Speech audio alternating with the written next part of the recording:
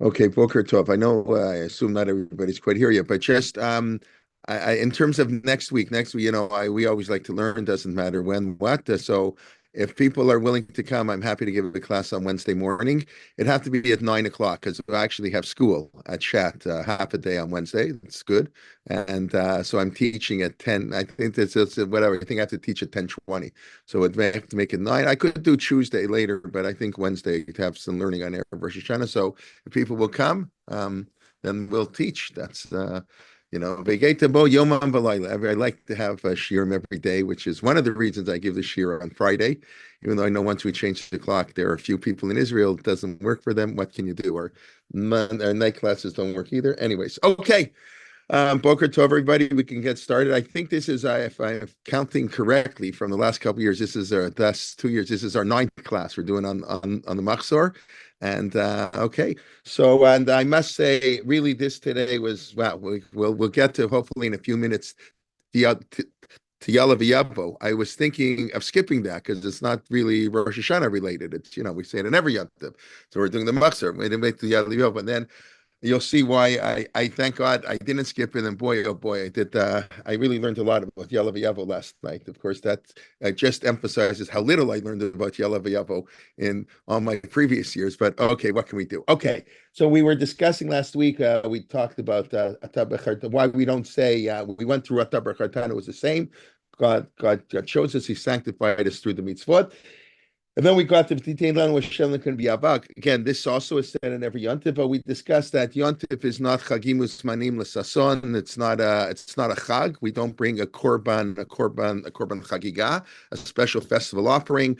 And it's not that we don't go to Yerushalayim. There's no Aliyah Regel, although I think one of our speakers actually did mention there are, like everything, there are different customs, and some people do say it, but I don't think it's printed in any of our Machzorim. Let me know if your Machzor is any different, if it has Chagim Uzmanim L'Sasson, but I doubt it. I doubt highly any of the modern Machzorim have that, and it makes a lot of sense why we don't say it. So, but let's go through. But V'titein Lanu Hashem can be Ava. God gave us with love at Yom HaZikaron Hazeh. And at this day of remembrance, where does that name come from? Well, why is Rosh Hashanah Yom HaZikaron? I know it's like a funny question. Zechron Trua. So presumably it's Zichron Shua, but that's the next line. Yom. Well, if you have your Machzor open. So in my Machzor it says Yom and in brackets Zichron. You always put the brackets with when Rosh Hashanah falls on Shabbat, so you add what's in the brackets. So Yom Zichron Shua. When it's not, is I assume that's what it has in your Machzor. Why the difference between Yom Zichron Trua and Yom Trua? So, by the way, and if that's true, so it's like repetitive. At Yom HaZikaron Hazeh, so we don't have to say Yom Zichron Trua. Like it sounds like it's actually different. You understand what I'm saying? At Yom HaZikaron Hazeh, period or comma, either Yom Trua or Yom Zichron Trua, but Yom Zichron seems to be like a separate name. Otherwise, I don't have to say it again. I can just say at Yom Zichron Hazeh, Mikra Kodesh Zecher L'Tzim Mitzrayim. So presumably, I imagine it's related. I don't know. I don't know. Maybe I'm making too big a deal of this, but to me, it sounds like it's two different things. It is. So I did right. I think it good. is. I think it is. Right. I think it's Yom Harat Olam. Right. So what's Yom HaZikaron Hazeh? Yom Harat Olam. That's for a moment. Right. So why is that Yom Zichron? Yom HaZikaron? We're remembering the creation of the world. Oh, so it's a day to remember the creation.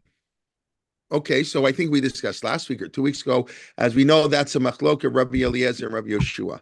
I just guys how fascinating it is. It's not Rabbi Yoshua says the world was created in Nisan, and we discussed this is sort of a silly argument. It's not a literal argument when the world is created. It's the ideas of Nisan is the emphasis on Jewish history. Tishrei is the emphasis on world history, nature.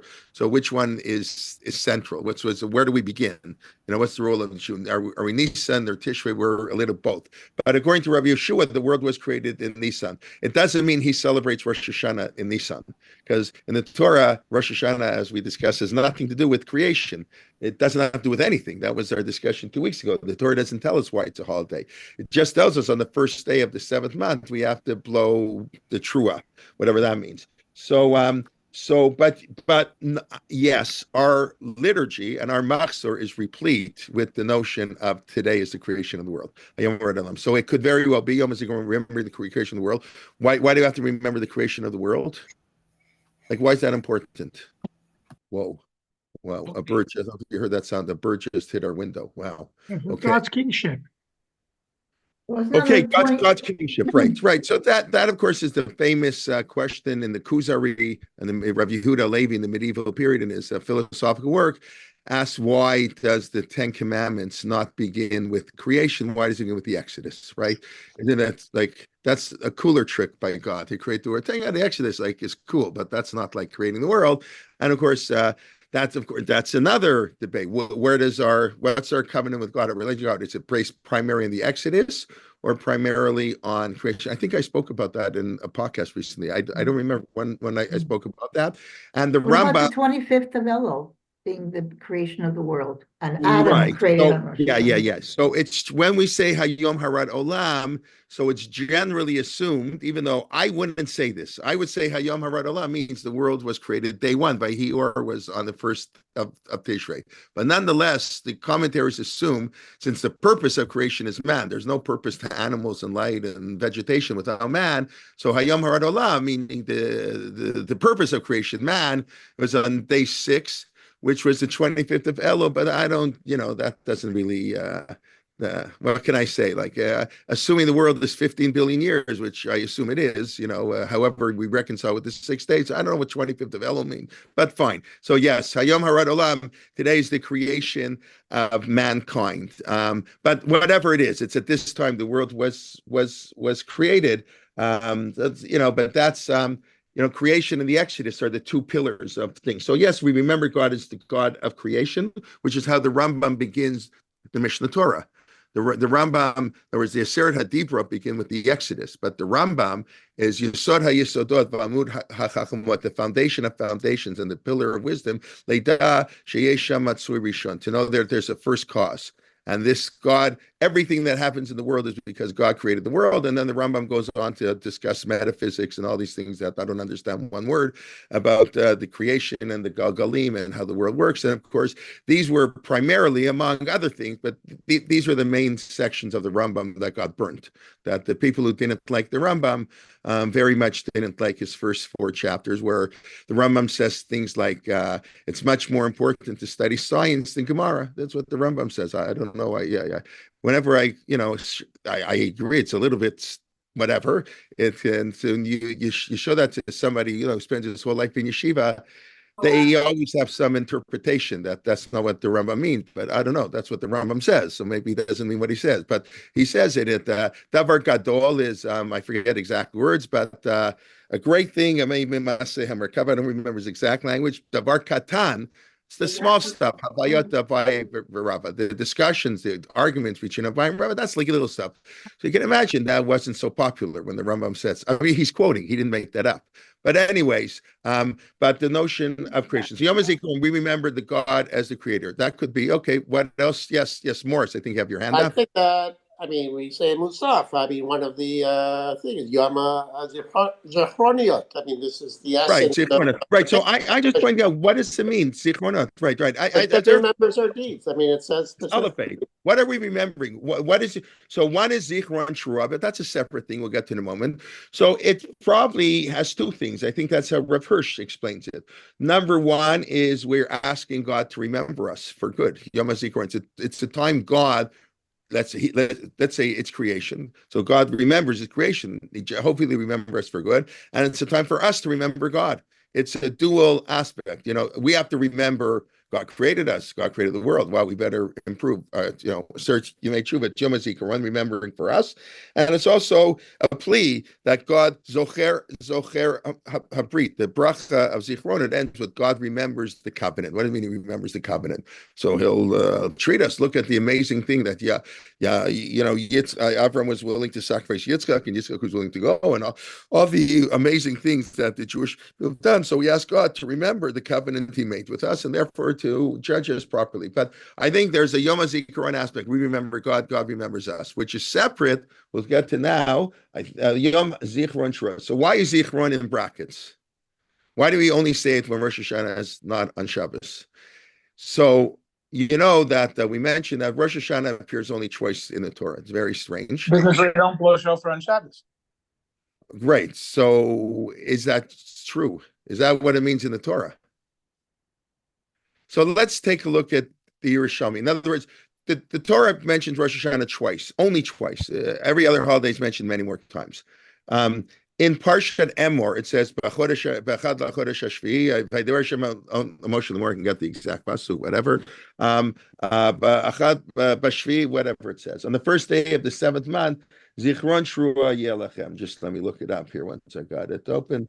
It says Zichron Shruah. Why can't I find it here? Passover, counting the Omer, Rosh Hashanah.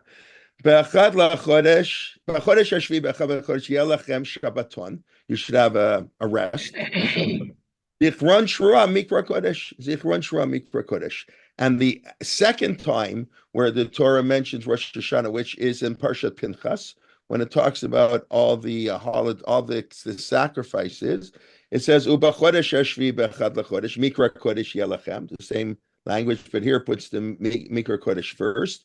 Don't do any melechet avodah. That's unlike melacha. On Shabbat, you can't do melacha. Can't do any creative work. On Yom Tov, you can't do melechet avodah. That's agriculture work, not work related to food. There is a difference. That's how we know. Shabbos and Yom Tov have different categories of work that are forbidden. Lo tasu. It's interesting. The Torah reverses the order of where it puts Mikra Kodesh. And Yom Truah Yelechem, it should be a day of blowing. There should be Zichron Truah in Parshat Emor and Yom Truah in Parshat Pinchas. So let's take a look at the Jerusalem Talmud. The Talmud Yerushalmi. The Talmud Yerushalmi, you see Jerusalem Talmud Rosh Hashanah 4:1. This is the fourth chapter. There are 4 chapters in Masechet Rosh Hashanah. So the Mishnah says like this, and then it's the same Mishnah in the Bavli and in the Yerushalmi. Yontiv shel Rosh Hashanah, so that's a beautiful term. Rosh Hashanah is a Yontiv, and that's what it's a Yontiv. You have to be happy. Simcha. Yontiv shel Rosh Hashanah. Gemara doesn't say Yontiv shel Pesach. It says Arvei Psachim Samuch LeMincha. It's interesting that by Rosh Hashanah, probably because there was maybe some doubt, the Mishnah stresses that it's a Yontif. Yontif shel Rosh Hashanah shechal liot b'Shabbat. If Rosh Hashanah falls on Shabbos, b'migdash yutokim avalo b'Medina. In the Beit HaMikdash, they used to blow shofar, but not in the countryside. How do you define Beit HaMikdash? It's 500 amot by 500 amot, right? So this is, I guess, I don't know, a well-known debate between the Rambam and Rashi. I hope I get it right. Rashi says the Mikdash, it means the Beit HaMikdash, small little area on the Temple Mount. And the Rambam said, no. Mikdash means Yerushalayim. The place of the Mikdash, the capital city. We view, Washington, Lahavdil, Ottawa, it's a special status as a capital city. So Yerushalayim, the Mikdash, the Makam HaMikdash is not just the actual place of the Mikdash, it's all of Jerusalem. And that actually has halakhic ramifications, Bisman Hazeh, whatever, during Kriya, when you see the Makom HaMikdash, not, but that's a machloket. That's very nice, not really relevant for our discussion here, although it would be relevant for where you blow the shofar when Rosh Hashanah falls on Shabbat. So the Gemara, this is the Yerushalmi, so I just want to show it to you black and white inside. So the Gemara says, the Gemara raises that there's a contradiction. One verse says a day of blowing. The Katuva Omer Zichron Shram. Remember, the word Zichron in the Torah generally means it always means, it means to remember. It may mean to mention, also to remember. But when do you remember something? You remember something when you don't do it. Right? The Ramban beautifully says the mitzvah of Zachor et Yom HaShabbat Lekachot, to remember the Shabbat and make it holy. The Ramban says you fulfill that mitzvah not on Shabbos, or at least you fulfill that mitzvah on Sunday, Monday, Tuesday, Wednesday, Thursday, Friday. When we say Hayom Yom Shishi, but Shabbat, today is the sixth day of the Shabbat. On Shabbat, I don't have to remember Shabbat. I observe Shabbat. So I have to do, but on Sunday, I have to remember Shabbat. Today's the first day of Shabbat. It's a beautiful idea. Then when we say the Shir Shel Yom every day, you say they fulfill the mitzvah. I don't know. I would recommend people who don't daven every day or they don't say Shir Shel Yom. It's not so important. They at least shul early. I don't know. So at least say Hayom Yom Rishon B'Shabbat. Just say those 4 words. And according to the Ramban, you fulfilled the biblical mitzvah, one of the 10 commandments, so to speak. The Talmud has an additional level of interpretation, probably not the pshat. Drash Zachor means Zachreu ala yain. Mention it by wine.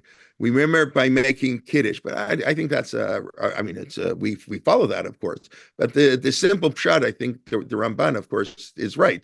When you're doing something, you don't have to remember it. So Zichron Shura means we remember the shofar, means we don't blow the shofar. HaKetzad, that's where the Yerusha, how can that be? So the Gemara says, B'shashu chal b'chol, Yom Shura, when Rosh HaShana falls on a Thursday like this year, or falls on I guess the way we do it, Rosh HaShana can only fall on a Sunday. Lo adu Rosh, it can't fall on a Sunday. It can either be Monday, Tuesday, Thursday, Shabbos. The way our calendars worked out, but that wasn't like that in the time of the Gemara. B'shashu chal b'chol Yom Shura, B'shashu chal b'shabbat zichron trua. When it falls on Shabbos, we don't blow. Is that correct? Is the Yerushalmi correct? That's a funny question. Of course, the Yerushalmi is correct, right? We all know we don't blow shofar on Shabbos. So the Talmud Yerushalmi says that the Torah tells us we don't blow shofar when Rosh Hashanah falls on Shabbat. Why not? That's very nice. That's very strange. Why wouldn't we blow shofar when Rosh Hashanah falls on Shabbat? Carrying. One might carry it. You're mixing up the Bavli and the Yerushalmi. That's why I wanted to show you the Yerushalmi first. And according to the Yerushalmi, so let's go to the Talmud Bavli, right? The Talmud Bavli is much more commonly studied and much more famous. And Baruch Hashem, people here know what the Bavli is referring to. So, but let's look at it in the Bavli. So that was the Yerushalmi. The Talmud Bavli is in 29b. So show you it's the same Mishnah. Yontav shel Rosh Hashanah shechaliyah b'Shabbat b'mikdash yutokim avalo b'yu b'medina. Very nice, same Mishnah. So the Gemara analyzes it. It says, Menahane Mile, how do we know this? Where are these words from? Amar Rav Levi, Bar Lachma, Amar Rechama Bar Chanina. Katuv Echad Omer, one verse says, Shabbaton Zichron Shra. It's interesting they throw in a day of rest, remembering the Torah. Which is exactly, they're quoting the Yerushalmi. Lo kasha, it's not hard. Kan b'yontiv shechaliyot b'Shabbat. When Yontiv falls on Shabbos, it's Zichron Shura. Kan b'yontiv shechaliyot b'chol. When Yontiv is on a Thursday, then you blow the shofar. So I'm a Rava. Well, just out of curiosity, I always like to do this. When did Rava live? How far apart is Rava from the teachings of the Mishnah? Yeah, I know that's a hard question. They don't teach you this in yeshiva. That's one of my pet peeves about Jewish education. They don't put any historical context to the Gemara. Okay, so Rava is the 4th gen. When the Rava Havayat Abai for Rava, Abai and Rava mark a turning point, really, even in legal literature, even in halakha literature. Abai and Rava are they're not historically, but they're halachically almost the end of the Talmudic period. They're considered the 4th generation. Rav and Shmuel, Rav who founded the yeshiva in Sura, and Shmuel in the Harda, they were the founders of Babylonian Jewry. I mean, Babylonian Jewry existed from 586 BCE, from the time of the exile. But for 800 years, it was a Nebuch community, and that's why we introduced a siddur. The siddur got introduced in Babel because people didn't know what to pray, and people intermarried and assimilated, and they were, and when Rav came to Babel in the 3rd century, Rav is a student of Rabbi Yehuda Hanassi, the editor of the Mishnah. He goes to Babel. I think he's from Babel. He comes there to Israel to learn, goes back to Babel, sets up the yeshiva in Surah. He goes, people are so ignorant, they know nothing. And he establishes Torah in Babel. That's in the 3rd century.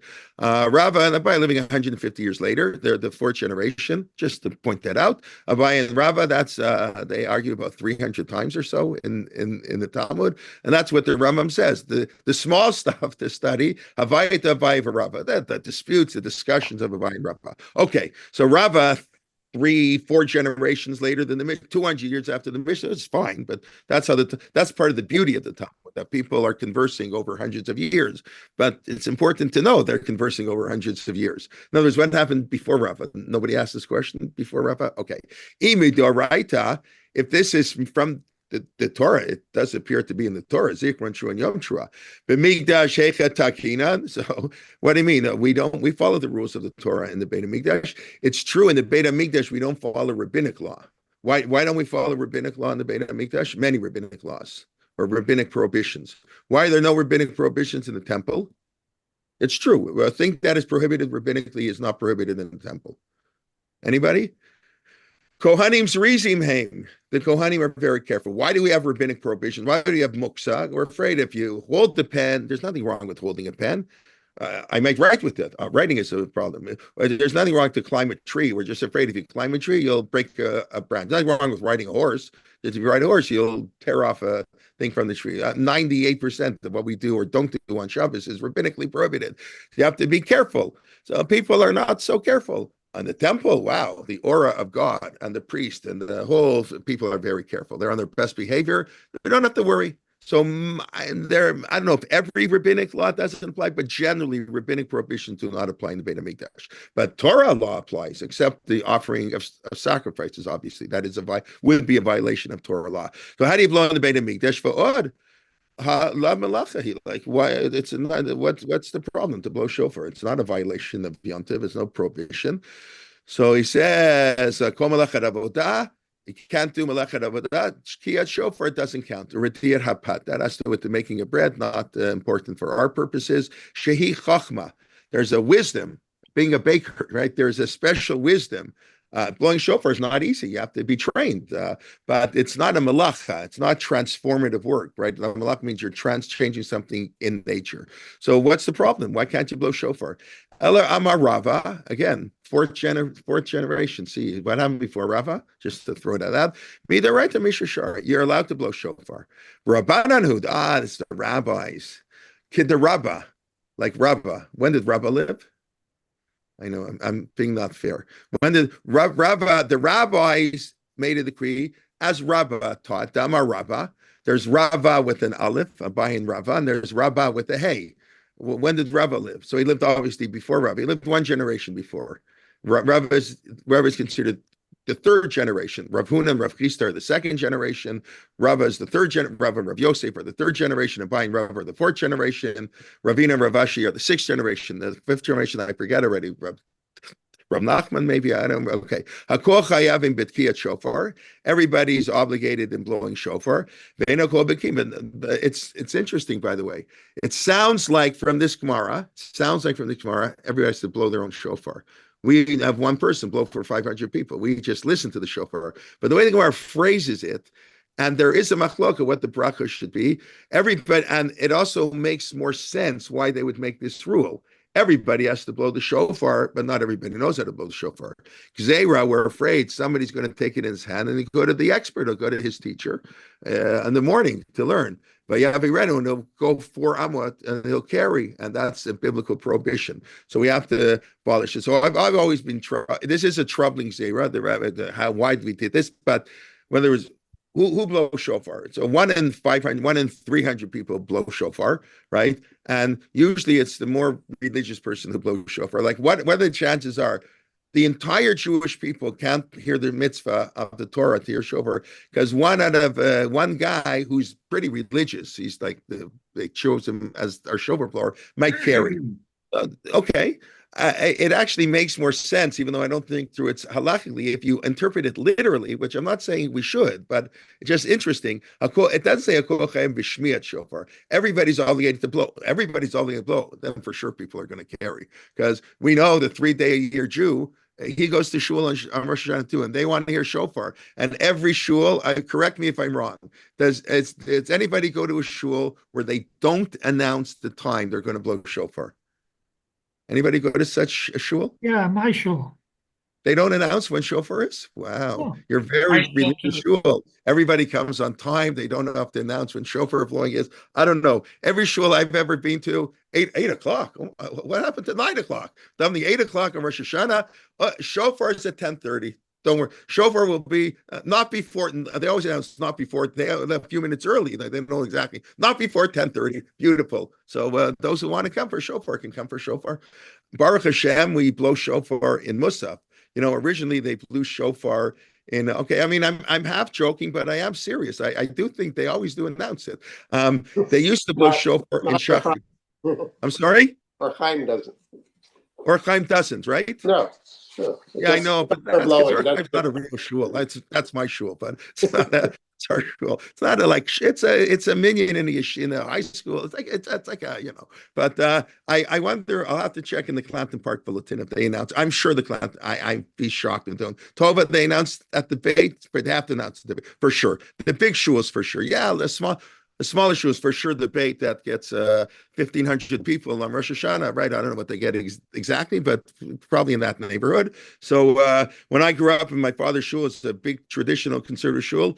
Literally, they have 3,000 people on Yom Tov. They have 400 or 500 people on Shabbos when I was growing up, and on Yom Tov, the other 2,600 people would come 3 days a year, and whatever. That's the way it works. So of course, they announce when shofar is going to be. And anyways, so. They used to blow shofar in Shachrit. So then people would really have to come early. But now we switch it to Musaf. So I understand. So but that's the reason. So it's a rabbinic prohibition. That's how the Bavli assumes, and that's what we all know. That's what we were all taught because we follow the Babylonian Talmud, that according to the Torah, you can blow. But according to the rabbis, prohibited for some wild reason. That's really very strange because either one person, okay, if everybody's going shofar, that's not what we do. It's not everybody blows shofar. That would make more sense in terms of the gzeira of why the rabbis forbade it, but that's not really true. Only one person blows the shofar. So why did they ban it? And then what's how does the Yerushalmi answer the question? How does the Yerushalmi answer the question if it's biblically prohibited? So why do they blow in the Beit HaMikdash? Rabbi Kelman, Yes. Rosh HaShana is a Yom Tov. It's not Shabbos. So why is carrying forbidden? No, it's when it's on Shabbos. In other words, we're talking when Yom Tov falls on Shabbos. Carrying is prohibited. Oh, we're not On Yom talking Tov, I'm sorry? Okay, it's fine. Yeah, it's right. When Yom Tov's on Thursday, you can blow shofar. Who cares if you carry? It's when Yom Tov is on Shabbos, we're afraid you're going to carry the shofar. So I believe Rav Soloveitchik explained very, very simply. I mean that the Beit HaMikdash is a makom tefillah. What's the lishmoa el harina vel hatfilah? It's a mistake to believe that the purpose of the Beit HaMikdash is to offer sacrifices. That's like a secondary purpose. Vaviotim el har kodshim v'simachtim v'beit tefilati ki beiti beit tefilah yikarei l'chol olamim. That's the famous verse we say in all the fasts. A beautiful verse we say it many times on Yom Kippur and Slichos. That from Yeshayahu, Vaviotim el har kodshim. I'll bring you to my holy mountain. V'simachtim. I will rejoice with you. Beit tefilati, in my house of prayer. The Talmud here, we've discussed this a long time ago. Here the Talmud derive God praise every day, a wild idea, not for now. Beit tefilati, in my house of prayer, right? Ki beiti beit tefilah, because my house will be called the house of prayer, l'chol hamim. There's a very universal, where now we're getting to liberal Judaism, the whole world should come and pray. And last night, Rabbi Gottlieb referred to this a little bit, that not in this context, but right, the Beit HaMikdash is for everybody. We don't believe like only Muslims can pray on the Temple Mount. We believe Muslims, you know what I mean? We believe Jews, Muslims, Christians, Buddhists, Hindus, everybody can pray to God. Everybody has to accept there's one God, but Ki Beit Tefillah, Beit Tefillah Yikarei L'chol Hamim, for all nations. That's the main purpose. Lishmoa el harina el tefillah. Korbanot is a secondary function of the Beit HaMikdash. Maybe a tertiary function. Maybe the second function is to, like this week's, Parsha Hakel, to gather the people. So that's true. That's once in 7 years, but 3 times a year, Aliyah L'Regel, Jewish people coming together. So and the shofar, as Rav Soloveitchik develops many times, the shofar is our instrument of prayer. It's prayer without words. So therefore, the Yerushalmi doesn't see that as a problem. It's part of our, like the same way we can offer sacrifices in the temple, Kal V'chomer, how much more so we can offer prayers in the temple. So therefore, it's not a problem to blow shofar in the temple. But this is a dispute between the Babylonian and the the Jerusalem Talmud, whether the reason we don't blow shofar on Rosh Hashanah when it falls on Shabbos is that in the Torah itself, Zichron Truah, or is it Yom Truah? Is it no? It's only a rabbinic prohibition, and then we have to figure out. So what does Zichron Truah mean? Like so, right? So right, the Bavli never answers the question. By the way, the Bavli is bothered by how can you say that blowing on Shabbos is allowed? How can you say that's what it means? But they never answer I don't think they never answer the contradiction between Yom Truah and Zichron Truah. They just say you can always blow, and we have a rabbinic reason not to blow. But they never explain the Zichron. The Yerushalmi explains Zichron's on a Shabbos and Yom Truah's on a weekday. So Zichron has to mean something else. I don't know. I have somebody. I don't have great insight to the answer. I mean, I can say things, but if anybody has thought of that question, please let me know. But anyway, so that is a debate why we are not blowing shofar on Rosh Hashanah. Everybody agrees we don't blow shofar, except in the Beit HaMikdash we do. So is that a biblical law we're blowing it or no? That's everybody blows. Just we forbade it everybody else or no? Really, we always the blowing was always for the Beit HaMikdash. The Beit HaMikdash is special and separate, and we blow shofar even on Shabbos. Now here you get into homiletics. It's, a nice drasha. Why don't we, according to the Yerushalmi, why don't we blow shofar on Shabbos? In other words, so it's the Makam HaMikdash we blow, but why don't we blow shofar? Why would the Torah say don't blow shofar on Shabbos? Right? According to the Bavli, the Torah says we do blow shofar on Shabbos. So you have a rabbinic reason not to. But according to the Jerusalem Talmud, the Torah is telling us don't blow shofar on Shabbos. Why? I stumped everybody.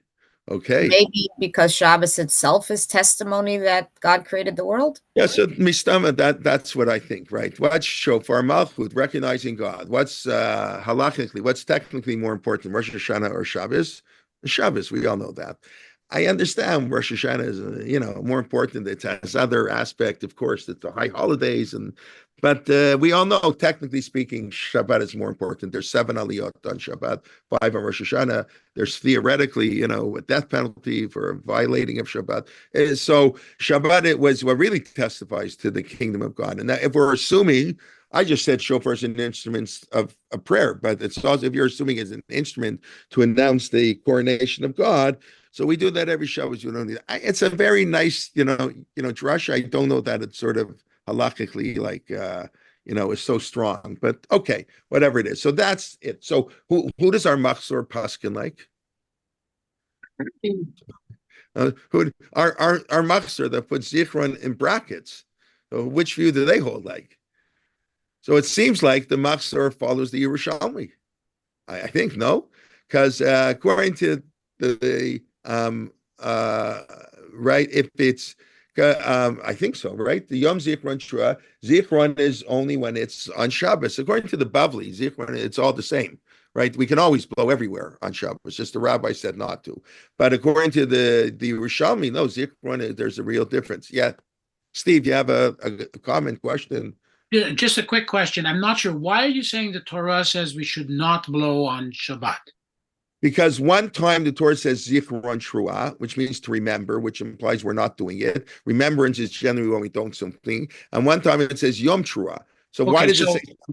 So the Yerushalmi says Yom Truah means when Rosh Hashanah is during the week, and Zichron Truah when Rosh Hashanah is on Shabbat. We remember that normally we blow shofar, but this year we're not going to blow shofar. Okay, remember, that would be true if Rosh Hashanah was only one day. It's not they had. My point is that's an interpretation by the rabbis as to what those two phrases mean. That's not what the Torah is saying explicitly. The Torah simply says that's everything in the Torah. Right? Almost nothing in the Torah is explicit. No, the Torah says lots of explicit things and lots of implied things. I think that's unfair to sort of. I mean, there are some things that it says. The Torah makes it clear that you don't do certain things in some cases, but in this case. In this case, my point only is that those two phrases could mean a lot of different things. Yom Truah, yes, you blow. Yom Zichron Truah, you better remember to blow. It could be emphasizing that. I don't know what the Torah The Torah tells repeats you. itself It many ways. doesn't say Yom Zichron Matzah. I don't know. I find that I don't buy that. I'm sorry. To me it doesn't fit. I hear what you're saying. It's so important. You have to remember to blow. I don't know. The Torah tells us all the time that, and if it wouldn't say, well, no. And by the way, I just want to point out the explicitness of the Torah generally is only between mitzvot between man and man. Everything between it's the man and man. Don't kill, don't steal, don't murder, don't embarrass somebody, don't do injustice. But everything between man and God, almost nothing. The laws of kashrut are not explicit at all. The laws of Shabbos, nothing. Tefillin, mezuzah, nothing. Everything you do, Ben Adam Makom, you don't know one thing what to do by reading of the Torah. Okay, You have so not a clue how to keep Shabbos, not a clue how to keep kosher, not a clue how to slaughter. There's the slaughtered animals not even mentioned in the Torah. There's as I commanded you. There's nothing. What tefillin are, nothing. Everything to do with our relationship to God is hinted to at the Torah. Nothing is spelled out. Yeah. okay, I Sorry. buy that. I buy that, but I still say that it could be not only just to remember to blow, it could be remember the blowing because it has some impact on you. That could be It right. could You be shouldn't many- just blow. Okay, that you shouldn't just blow. You should know why you're blowing. But that's nice. But that's also true by all means. But I Yeah. don't know. Okay. Okay, got it. Okay. I got All it. right. Let's go on. I just want to point. I just find it very interesting. Okay. Yom Zikron Shruah. Then we say Ba'ahava. Well, what do you have in your Machzor? In brackets, you say Ba'ava Mikra Kodesh. If it's on Shabbos, you say Ba'ava. If it's not on Shabbos, you don't say Ba'ava. What's all that? What's that about? Does that make any sense? So in the Otzar Tefillah Seder, he says Hava. You don't mention at all. It shouldn't be in brackets. It should be crossed out. We don't say Ba'ava. Why don't we say Ba'ava? I mean, that's not what we have in our Machzor. But he said, no Ba'ava on Rosh Hashanah. Why not? Because Ava and Yom Adin don't go together. When you're being judged, there's no Ava. This is like Ava, love and warmth and I feel close. No. Rosh Hashanah is a Yom Adin. This gets back to the whole question. What's the mood on Rosh Hashanah? We mentioned last week the Gonim used to fast, right? Different. It's we're struggling between the different moods of Rosh Hashanah. It's in a real Yom Tov. We said Yom Tov Rosh Hashanah. It's true. We do eat, but it's Yom Adin. People did fast, and are you allowed to cry? All these things. So the we don't say B'Ava ever on Rosh Hashanah. Like even though we start B'Ava, that's all the holidays are B'Ava. But when we specifically mention Yom Truah or Yom Zichron Truah, we shouldn't mention B'Ava. But our custom is, I think, we do mention B'Ava when it's on Shabbos. So now, why do we mention it when it's on Shabbos? What's Pshat Shabbos? So presumably Shabbos has a greater degree of love between God and the Jewish people. When something's on Shabbat, I remember Rosh Hashanah telling us once, but this was in a general Yom Tov, B'Ava Mikra Kodesh, he says, because the Korban Musaf of Shabbat is only shtei olot. It's an olah sacrifice. And on every Yom Tov, in Rosh Chodesh, Pesach, Shavuot, Sukkot, Rosh Hashanah, Yom Kippur, and Shmini Atzeret, the 7 kind of biblical holidays of some level, there's always a seir izim echad lechatah. There's always there's a sin offering that you have to bring, so there's less love. A sin offering means there's a distance between man and God. So on Shabbat, when we don't have a sin offering in the Musaf, we say B'Ava. That's very interesting. Even though we would also bring the Korbanot Musaf that do have a Sir Chata, but we're sort of talking about the Ava. Why, of course, do we bring a sin offering on Yom Tov? Well, it's for Yosef to remember. Yosef, of course, right. Yosef. Yeah, thank you. Very good. You remember, you take notes on what I say. Great. Thank you. Because what did the brothers do? They dipped his coat in a seir izim and they sent it to their fathers. So the seir izim is a remembrance of the terrible thing that the brothers did to Joseph. And of course, every holiday, everything we do is Zecher L'Yetziat Mitzrayim. Shabbat is creation. Shabbat predates the world. Shabbat predates man almost, right? Shabbat is part of the creative process. It's also the Exodus, but begins at creation. Nothing to do with Yosef, nothing to, so therefore we don't bring a sin offering. But every yontif, oh boy, every yontif we have to remember, right, really on one level, Shabbat is a mitzvah between man and God, recognizing God, and Yontif is a mitzvah between man and man. Jewish history, we come together, like if you think about it fundamentally, Shabbat is a mitzvah bein adam lemakom, and Yontif is a mitzvah bein adam lechaviro. Obviously, there are aspects of both and both, but that's the theme. Anyway, so that's what we do, Yom Truah, Mikra Kodesh, Zecher Yetziat Mitzrayim. Like that, this too. It's interesting. We discussed this last week or 2 weeks ago. What does Rosh Hashanah have to do with Zecher Yetziat Mitzrayim? That we discussed. We spoke on the surface. There's no connection between Rosh Hashanah and Mitzrayim. Okay. Let's on the other hand, we do say bi'ava. Oh yeah. So why not? So if you don't say bi'ava, because judgment and ava, you're not like, you're not jumping for joy. That's why we don't say Hallel when God is judging us. So I think we do say it. I think all our Machzorim do have it. I would assume the assumption is because judgment is actually an act of love. You only judge who you love. I read this week, I don't know where or what, maybe somebody else saw this. Somebody teaches at YU. I didn't know he was a lawyer. What's his name? Harari? I forgot the guy. I don't even know him. Harari or something. YU. So I read this week. I just he wrote that when he was a lawyer, so he was criticized a lot by his the partners would always criticize his work. And one day he got up the chutzpah to say, this other guy who I work with, his work is no better than mine. You never criticize him. You leave him alone. Why do you always pick on me? Why are you always criticizing me? So they told him, that guy, he's never going to become a partner here. Let him enjoy his time here. He'll be here a couple years. What do you have to pick on him? He's not going anywhere. You have the potential to be a partner in this firm. So we have to set you straight from the beginning. So it's a beautiful idea where you criticize only those you care about. Everybody knows if you don't care about the person, who cares? So, so God judges us. That's an act of love. It's nerve-wracking, so to speak, but it's an act of love. So I think that's why our tradition is we say bi'ava, at least when, in other words, when it's on Shabbat. Yeah, we do say bi'ava, at least on Shabbat. Yes. So that what I said, we should say it all the time. I don't know. That's actually interesting. When the explanation I just said, we should really say it all the time. But I don't know if anybody does. But anyways, at least we say it when Rosh Hashanah falls on Shabbat.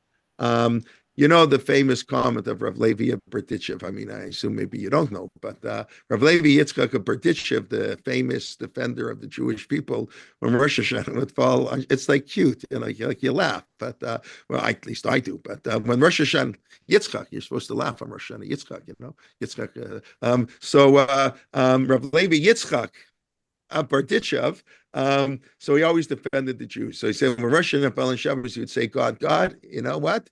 You can only say good things this year about the Jewish people. Understand? It's prohibited to write. You're not allowed to write. Rosh Hashanah Yikatevun. So God, during the week, you can write, but not on Shabbos. But if it's pikuach nefesh, to save somebody's life, you can write. So God, you can write down the Jewish people should have a good year, but you can't write down anything else. No, it's like, okay, whatever. It's a nice little, I don't know what it is. Okay. All right, let's go to Yaale V'Yavo. It's later than I thought, but actually I should have guessed that might happen. Okay. Yaale V'Yavo is an amazing prayer. I really, we say it all the time. But so I'll start with something very interesting. I did not know this, of course, till last night. I'm looking in he quotes it in the Tibina quotes it. I think the Yotzer Tvila quotes it. There used to be a minhag. Sounds really strange. They only said Yaale V'Yavo in Zichronot of Musaf. Yaale V'Yavo is for Rosh Hashanah only. Obviously, that's not our practice. That's so not our practice that if you forget Yaale V'Yavo, we make you repeat the entire Shmon Esrei. But there were Rishonim or whatever. There's a view in our tradition. Yaale V'Yavo only belongs in Zichronot on Rosh Hashanah. Wow, how come? Tell me. Just take a look. Not with that. All of a sudden, Yaale V'Yavo has a whole new meaning. Why? What is a Yaale V'Yavo? Because they mentioned the word Zichron. Right. Zichron appears 5 times in the first 2 sentences, I think. First, Vayifaked. Hashem, Pakad Tzara, Kasher Amar. Pakad is the opening word of the laning. Vayifaked, God remembered us. Vayizacher, Zichronenu, Ufiktonenu. So Zichron and Pekidah twice already. V'zichron avotenu, v'zichron Mashiach ben David Avdecha, v'zichron Yerushalayim Yerkochecha, v'zichron kol amcha beit Yisrael lefanecha, v'yom hazikaron hazeh. Well, okay, that doesn't count because that's what it is. We say, Zachreinu Hashem, Bolo Tova, Ufaktenu, Boli Bracha. Wow, this is Rosh Hashanah. The whole thing is about Rosh Hashanah. Amazing. Yeah. Don't feel bad if you never thought of that. I never thought of that either so thank you again. I always have to thank my wonderful students. You learn the most from your students. Yes, Yochevet. So I just want to make sure I follow. So you're saying that we used to only say Yaale V'Yavo. I don't know if that they only used to say, maybe I should look up the exact wording. Or when it was said on Rosh Hashanah, it was inserted into Zechronos. Yeah, it was said into let me just see if I can quickly find the exact language. I don't want to spend too much time, but if I have it in the Otzer Tefilot Siddur, which is beautiful Siddur, so it says like this.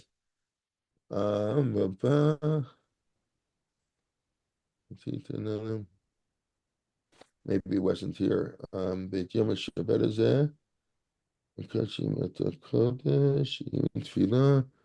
I don't see it here. It's not here, but maybe it was in the Tipina. I don't know. I'll check, please God, for next week. I'll quote you the exact wording of the source. But yeah, the idea was to say it only in Zichronot. You say it only in Zichronot. Yeah, it's quoted in the Tipina. So it's quoted in here. This siddur by Jacobs, and this is I don't know if anybody has this. This is a 6-volume set. What's his name? Yoshua? No, not Yoshua. Yaakov Yissaschar. He was a German rabbi in the 20th century, I believe.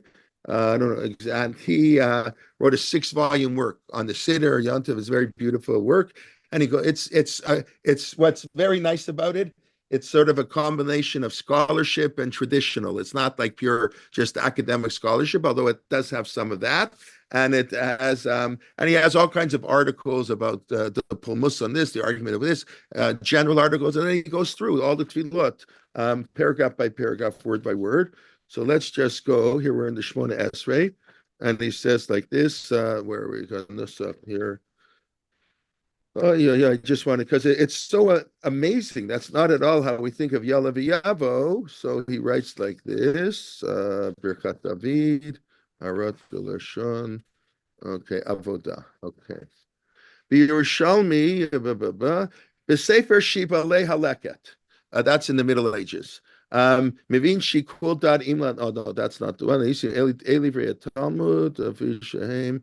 Citate B'Sefer Hamanhig. That's Avram Ben Yarchi in the 1200s. Masvira Yaale V'Yavo Im Hasignon, the style Shalakata Yaale V'Yavo Im Bituyav Harabim L'Schira U'Pikidad. Zecher, to remember, and Pikidad, also to remember. Hadomim L'Tfilat Rosh Hashanah. Anu Korim Sham. So this in 13th century. V'amarav Paltoi sheyesh nahagu lomar Yaale V'Yavo v'yesh einam rimoto ela b'musaf b'zichronot v'akol olech achar haminhag ve'in lak b'bazeh. And don't be so careful or exacting about this.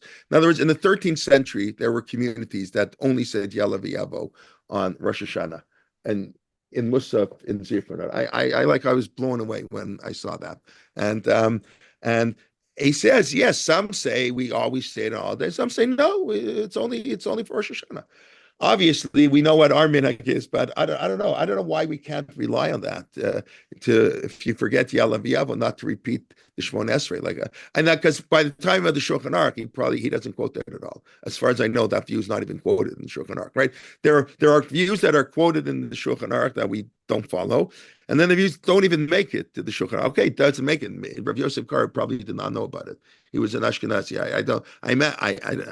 It could very well be. I don't know. I don't know if he knew that Sefer, with Joseph Carr familiar with Sefer Hamanik, this is what you need scholarship for, because we know the criticism of the Ramah, and of course, for Yosef Kar, he didn't include Ashkenazi poskim, and that's why he wrote his emendation, the Ramah. So he didn't include them because he didn't think they were important, didn't know. They're probably a combination of both, obviously. He was a Sephardi, and I imagine he didn't know every book that was written, in Ashkenaz, and there's no printing press. It's not like books went all over the place. When the printing press was invited, I think it was the Meral's brother was so upset because he said Ashkenazim are going to lose. There won't be any Ashkenazic Jews left in the world because the Sephardic Jews were dominant in the time of the Middle Ages. I don't know, by then probably not, but probably earlier, 90% of world Jewry lived in Spain. 90% of the Jews in the world lived in Spain.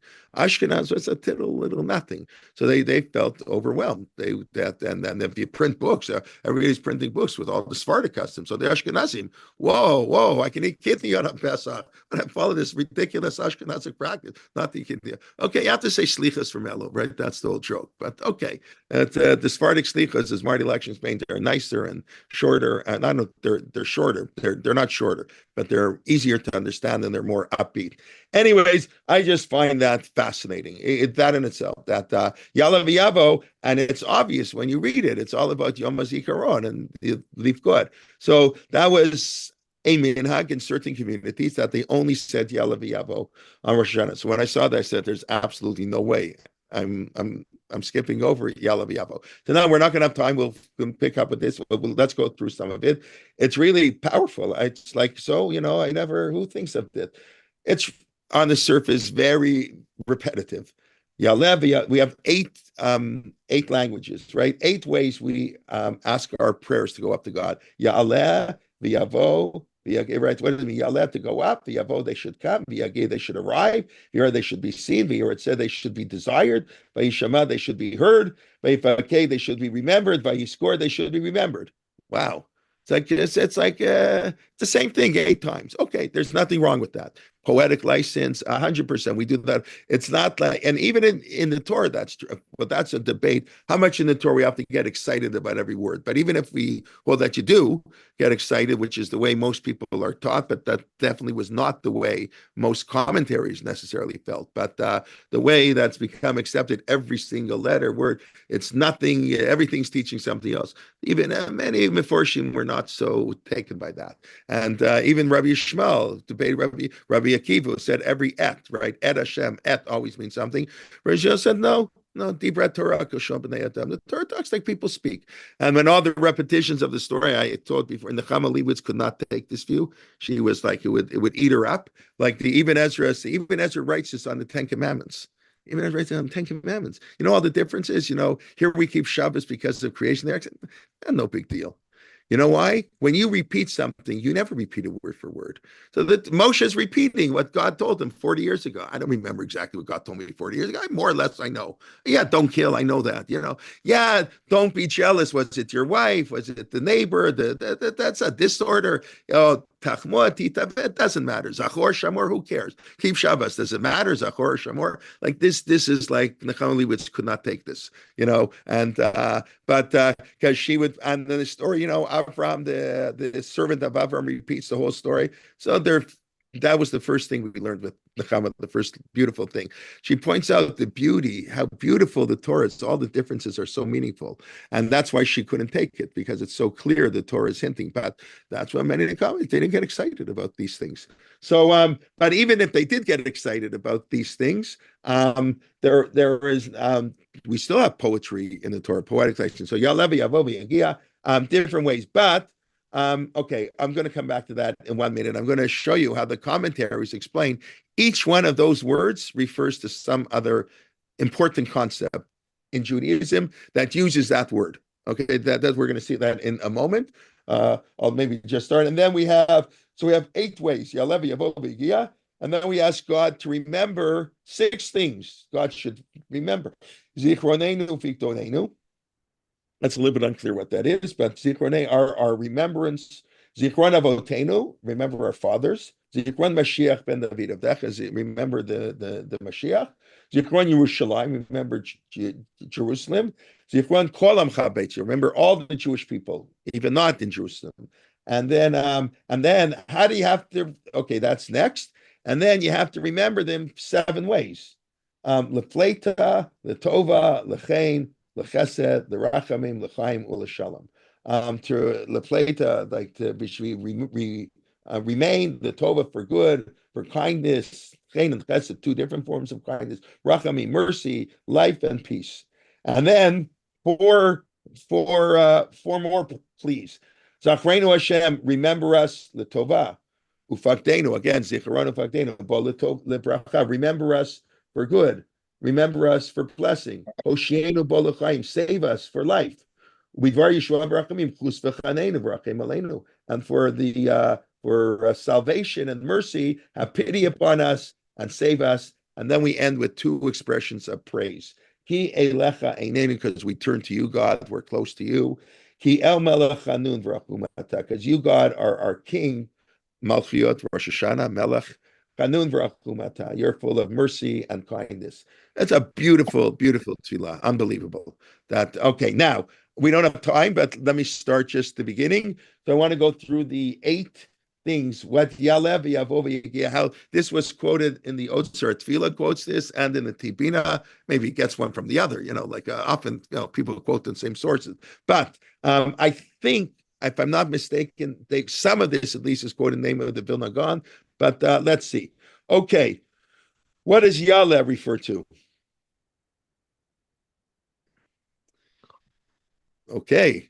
Im lo ale et Yerushalayim al ros simchati. So that's when the Forshim say Yaale is Yerushalayim, that God should remember. Im lo ale et Yerushalayim al ros simchati. That's interesting. The first thing we pray for. Okay, because and again, this also makes sense. Malchut, kingdom, God, Rosh HaShana.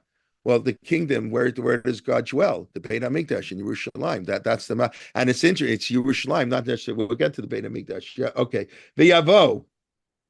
What's v'yavo? Mashiach.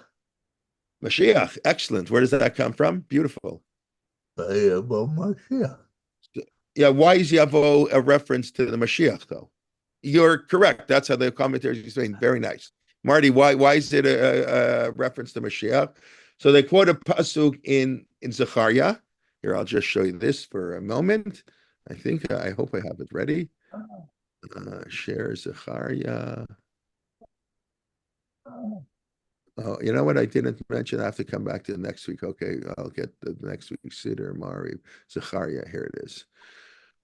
Shimona Yeshua Kohen Gadol Ki Anshema Fekihini maybe at Avdit Samach. That's Avdit Semach at Semach David of the Chamerat Tzmiach, the flowering of the Mashiach, Reshit Tzmicha Kulatenu. So this they say a reference to the Mashiach. Yaale v'yavo. Okay, Yerushalayim Mashiach. Okay, let's do one more and then we'll pick up, please God, next week. V'yagia. Anybody? This is a tough one. Right, so reach Yerushalayim. I mean, it's all about Yerushalayim in Israel. So again, obviously, this is one way to interpret it. It's not exclusive. Yes, it can mean the same thing, that all our prayers should go up and reach whatever we're praying for. Of course, yes, I have to emphasize that. Whatever we're praying for, the restoration and to remember us and remember our forefathers and remember all the people, it should, Yaale v'yavo v'yagia v'yirah. God should hear it 8 different ways. But nonetheless, the commentaries want to say that it's referring to 8 specific things we're praying for, and we should remember. So one is Yerushalayim, one is Yom HaMashiach, and V'yagia, based on a pasuk in Daniel. How many people learned Daniel? Was anybody a Rabbi Schulman's course last year on Daniel? I wasn't. I was teaching then. So then you should know the answer. No, I don't know. You do the whole book. Okay, that's not fair. So it's a pasuk in Daniel, Ashrei HaMechakeh V'yagia Liyamim, and they interpreted it as a reference to Tchiyat HaMeitim. That is a reference to Tchiyat HaMeitim. Okay, All right, let's stop here. Please, God. So I say we'll do a class. I understand that people can't come, but if you can't come, great. And if you can listen, is 9 o'clock. It'll be a little bit early because I like normal people. I work on Erev Rosh Hashanah. Baruch Hashem, Chad has school half a day only, half a day Rosh Hashanah, but I am teaching at I think 10:20 at Chad. So 9:15 is a little bit pushing it. So we'll make this year Wednesday. It gives you more time to go to the mikveh, wherever you do in there, Rosh Hashanah. Okay, I don't know, but I think when I was in Israel, I went to the mikveh Rosh Hashanah. I don't know, but anyways, okay. So we'll please God, I'll send that. We'll go. Okay, let's just quickly review, and then I'll take any questions if anybody has. We discussed. Zichron Shura, Yom Zikaron. What does Yom Zikaron mean? So there's Zichron Shura and Yom Zikaron are not necessarily one and the same thing. Yom Zikaron is God should remember us. We should remember God, creation, Exodus. And then there's Zichron Shura, remembering the blowing. Obviously, they are connected. And we said that the way our Machzor is printed, which seems to follow the Jerusalem Talmud, we say Zichron on Shabbat, because the Jerusalem Talmud interprets, then the Torah says Yom Shura and Zichron Shura. It's referring to two different Rosh Hashanahs. Rosh Hashanah during the week and Rosh Hashanah on Shabbat. It's a different Rosh Hashanah when it's on Shabbat, because on Shabbat we already accept the kingdom of God, and therefore we don't need shofar. That's what I'm saying. The reason the Rishomi doesn't say that, but that's what I'm understanding as the reason behind why the Torah would do this. So Zichron, we remember, because remembrance when you don't have it, we remember the shofar on Shabbat, and during the week we have Yom Teruah. The Bavli raises that possibility, rejects it, because the Bavli doesn't know why we would blow shofar then in the temple if it's a biblical law, and we explain because that's form of our tefillah. The makom hamikdash, the Shmuel arena of I know what why the Bavli didn't say that, but whatever. So the Bavli assumes it's a rabbinic prohibition. I don't know what happened before Rabbah. This is quoted. We're only in the 3rd century. So I don't know exactly. Did they blow it? Obviously, there was a time they blew shofar and Rosh Hashanah fell on Shabbos, according to the Bavli. This is again where we need scholarship. What happened during the Second Temple period? Did they blow shofar and Rosh Hashanah fell on Shabbos? Did they follow the Yerushalmi? I mean, it's before but I'm saying I don't know what they did. I really don't know, and I don't know if anybody knows, but maybe they can figure it out. Some scholar might know, but it's an interesting discussion. But Rabbi lives in the 3rd century, so the Gzeira, the prohibition to not to blow because you might carry the rabbinic prohibition, that was said in the name of Rabbi. Did it exist before him? I do not know. And I always wonder, did it exist before we had 2 days of Yom Tov? Was there ever a time in Jewish history where we had 1 day of Yom Tov and we didn't blow shofar on Shabbat? I don't know the answer to that question. It could be that the 2 days of Yom Tov preceded, and maybe that's what gave the rabbis sort of the willingness to cancel shofar on the first day. Maybe they wouldn't have done it. I don't know. This is a total theory. It could be if there was only 1 day Rosh Hashanah, the rabbis wouldn't have made a rabbinic decree. There are many calculations when you're deciding to pass a law. So there are 2 days Rosh Hashanah, so they'll hear it Sunday. But if there was no Sunday, maybe they would. I don't know. But if anybody finds out or knows, please let me know. Okay, and then we said that. Okay, I please God, I'll discuss next week why about the moon, why we don't mention Rosh Chodesh here. That we not discuss. And then we got into God judges those who He loves, and then we got into Yaale v'yafo. And what such a beautiful tefillah. We say it so often. I can please God now say with much more intent. The problem is, I guess we say it in Rosh Hashanah now, Yaale v'yafo, which we say all the time, and we don't say it in Musaf and Zichronot. In other words, even though that might have been the original place, that's not where we say it. We say it before we get there. Okay. All right. Let me just see if there's any question. Not so many. I don't recall Lincoln Square. Okay. Maybe I was wrong. Whatever. They always used to announce. Maybe in the very religious shuls, everybody in Lincoln Square is a big tzaddik, and nobody comes late. Nobody ever comes late to shul, so they don't have to announce it. In our shul, maybe I shouldn't say this, but in our shul, they reserve seats for the women, but not for the men. to me, that doesn't make any sense, if I can say. So the explanation they gave to me, well, the women come late to shul and the men don't. So let the women come on time to shul. They can't come because they have to cook and they have to. So I don't want to go there, but that's what I was told. That's why they have reserved seats for the women. So if you come late, but for the men, first come, first serve.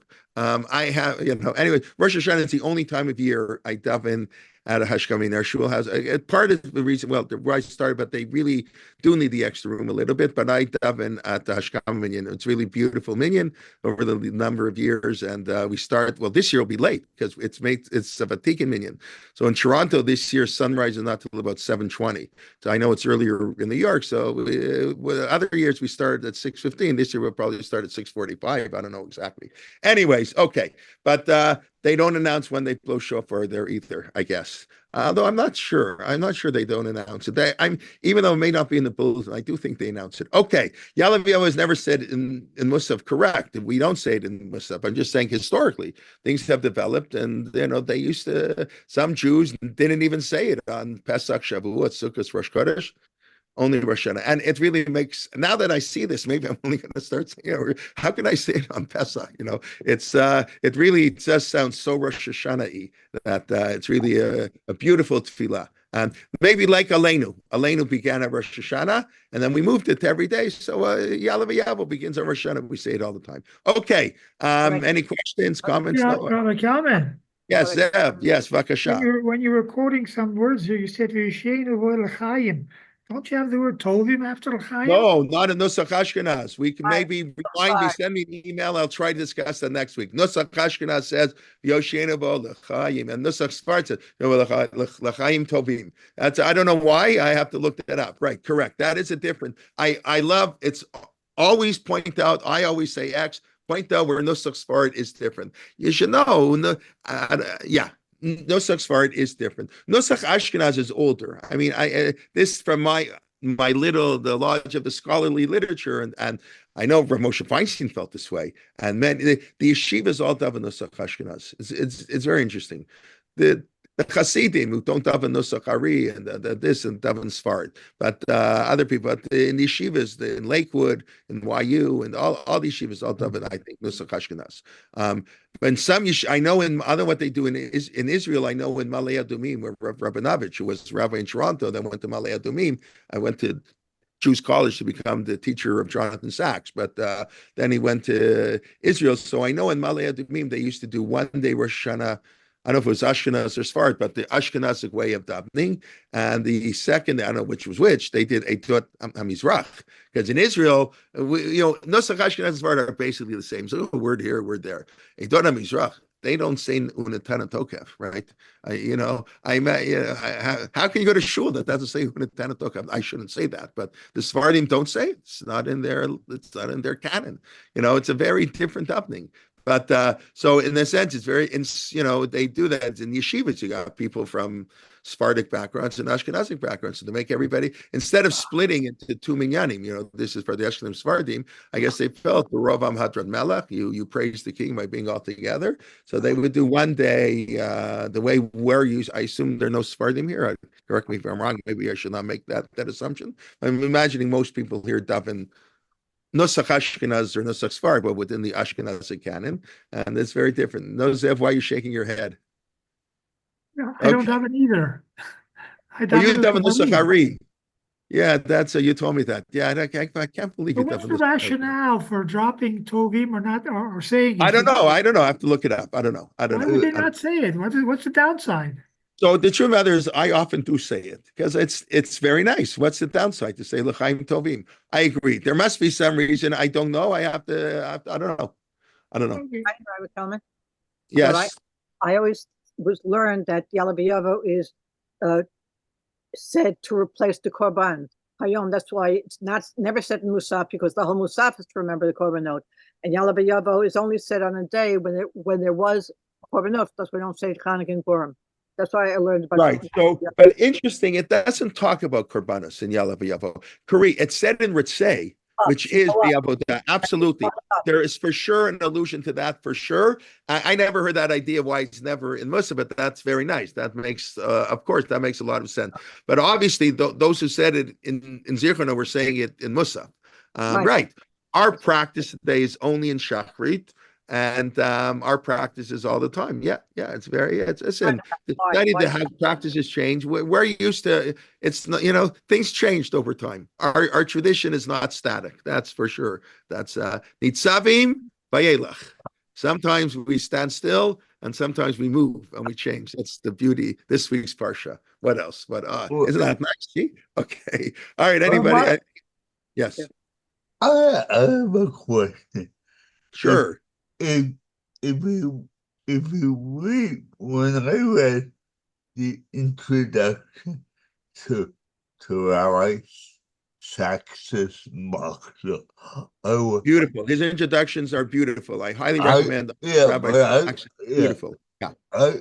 In fact, I think there's a book published with just the introduction of all his Sidurim and but in the introduction to Rosh HaShana, what was very interesting is he seemed to imply that Rosh Hashanah started as something very simple day in the Torah, and it grew to the that seems very true. Rosh Hashanah is very simple.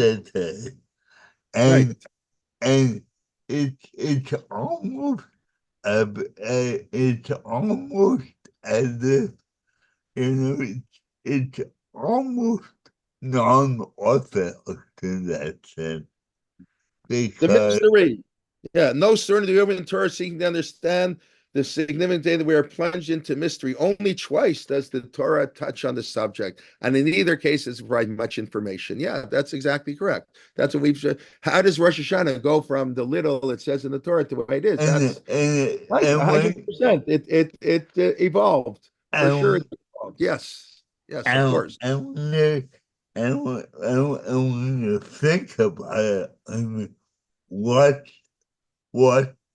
a big thing on Rosh Hashanah, Yom Hadin, and there's not even a hint in the Torah.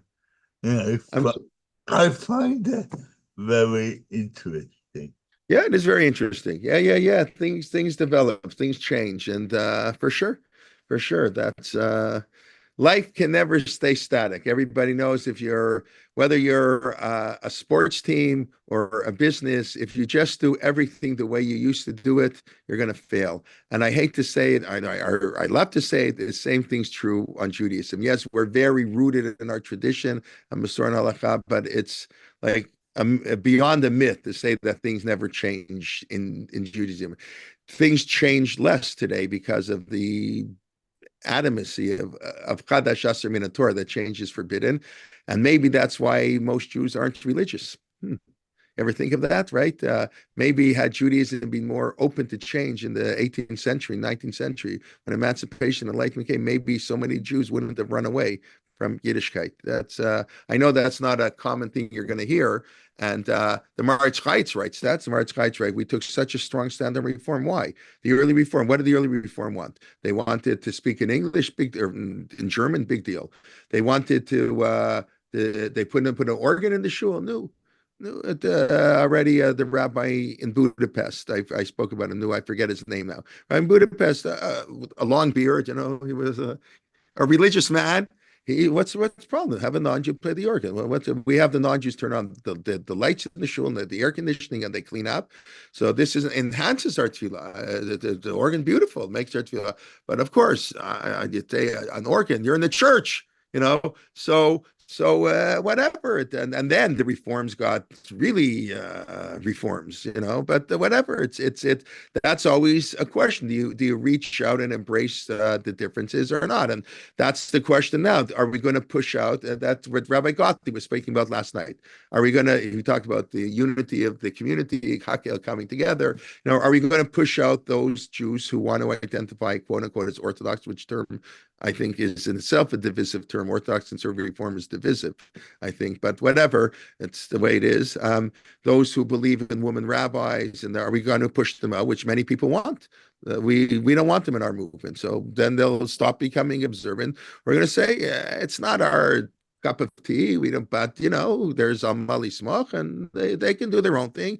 And just like we have Hasidim and Misnagdim and Sfardim and Nusachari and this and that, and we can have women rabbis. We have a woman teaching in the day schools. That's it. What a woman lawyer is okay. A woman doctor. No, I mean that in all seriousness. Like that was even. I should turn off our tape now, but I won't. But even Moshe Meiselman, who is as Haredi today as they get, but he wasn't always like that. That's the Rav's nephew. He wrote in the 70s, woman. That was the first book written on women and halakha. Even he uses that argument. We allow a woman to get a PhD in chemistry, so how can we not teach them Talmud? The Rambam says it's forbidden to teach a woman Talmud. The Shulchan Aruch forbidden to teach a woman Talmud. So in Beis Yaakov, they don't teach women Talmud, and maybe it's forbidden to teach everything. Satmar holds even any Torah Shabbal Peh. The Rambam really says all Torah Shabbal Peh. Okay, now you can interpret the Rambam that the Rambam would say today we should teach Gemara, but that's not neither here or there.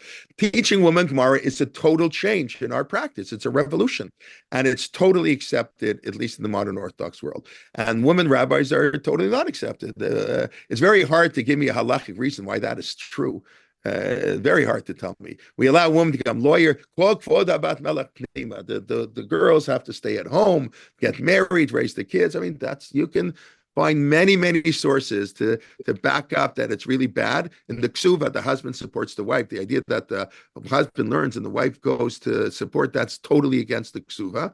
And yet, because we know Jewish life doesn't work the way there are maybe because I'm living. Still, people are still here, so maybe. Okay, yeah, Marty, sorry. Maybe it's because I'm living in the States and maybe because I'm living. Move back to Canada or move to Israel. Okay, right. No.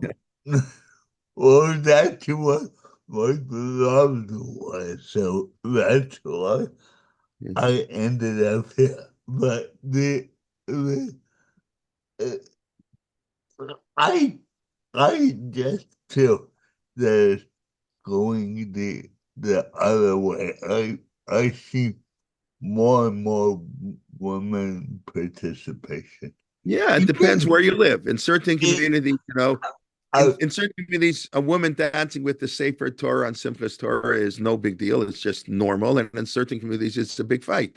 And certain communities, it's not allowed.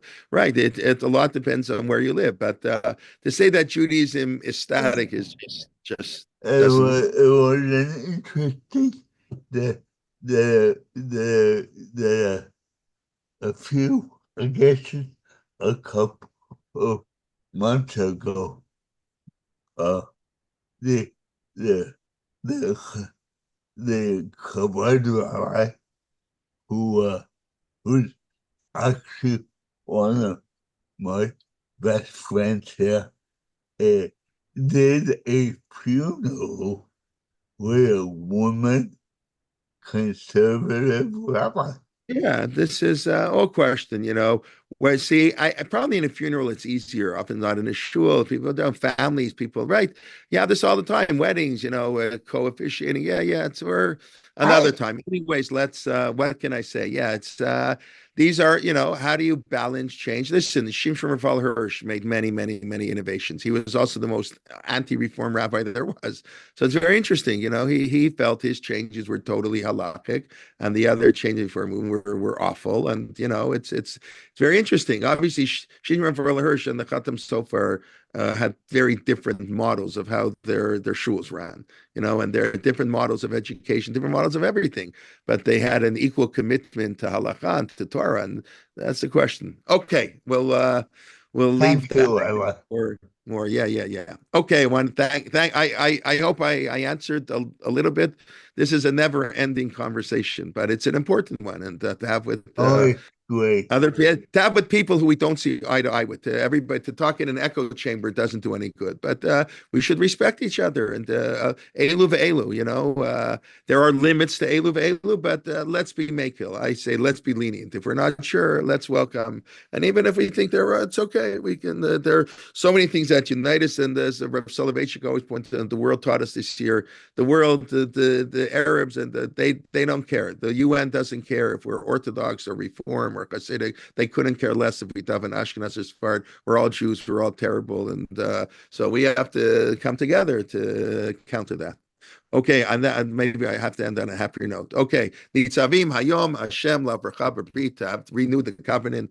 God, I want to wish everybody else. If I don't see you before Rosh Hashanah, should have a wonderful year. K'tiva v'chatima tova, and please God, that those who can make it will see you on Wednesday morning. Okay, Shabbat Shalom. Thank you. Bye.